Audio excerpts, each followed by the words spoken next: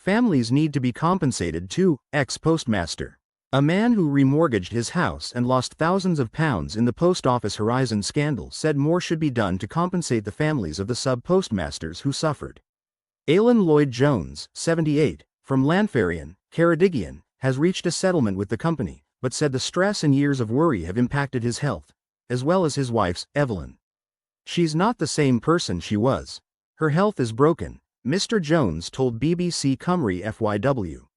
The UK government said they were considering whether action was needed to recognise the suffering of families, while the Post Office said they were working with the government to pay compensation to victims as soon as possible.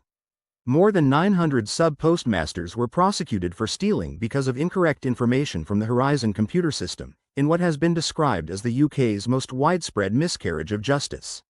Others, like Mr. Jones, avoided being prosecuted by paying the missing money out of their own pockets. Mr. Jones, who faced an 18-year battle before receiving compensation, said it was important to consider the impact the scandal has had on the families of sub-postmasters. Some have died, some have suffered so that their health has broken, and some have had divorces because of the hellish pressure, he said. You can never get enough money to compensate. Some have lost their businesses, their houses and so on, and the experience has destroyed families. I feel very strongly that these families should also be considered, he said. Mr. Jones' troubles began in 1998 when he decided to take over his local post office in Llanfarian, near Aberystwyth. A year later, the Horizon computer system was introduced in all British post offices to monitor stock and accounts digitally.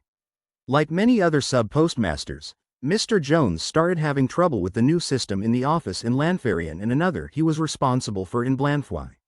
After the Horizon system showed that nearly £20,000 had disappeared from his accounts, in 2007 he called the police and the post office. He said, "I need to be audited now." And they were shocked. "It's not you who calls auditors," they said to me, "it's for us to come and audit you." They came down, two bullies, you've never seen people like them.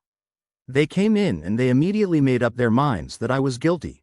The boy immediately said to the woman, "Suspend him."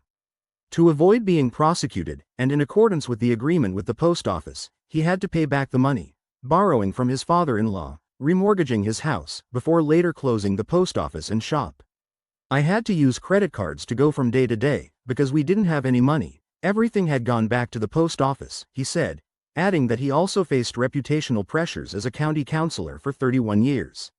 Much of the publicity surrounding the issue came from the ITV drama Mr. Bates vs. the Post Office, which aired last January.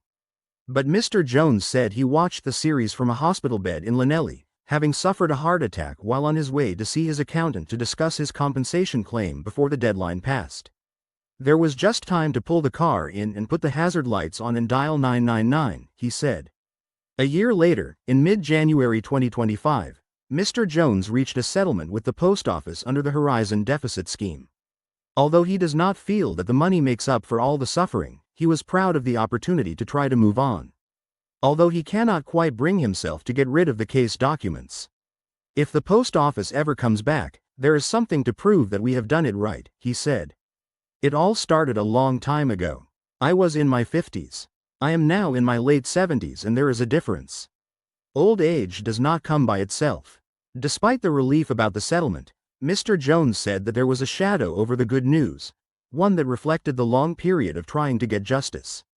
During his battle with the post office, 2 of Mr. Jones' children died not knowing he had received compensation for what they went through.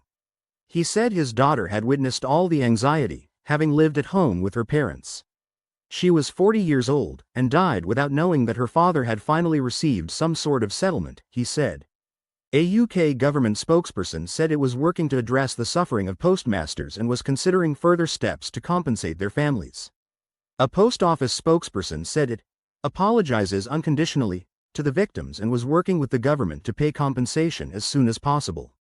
It added that over £594 million has been paid to 3,800 people to date and that it was committed to transforming the organization for our postmasters and the 10 million customers who rely on us every week.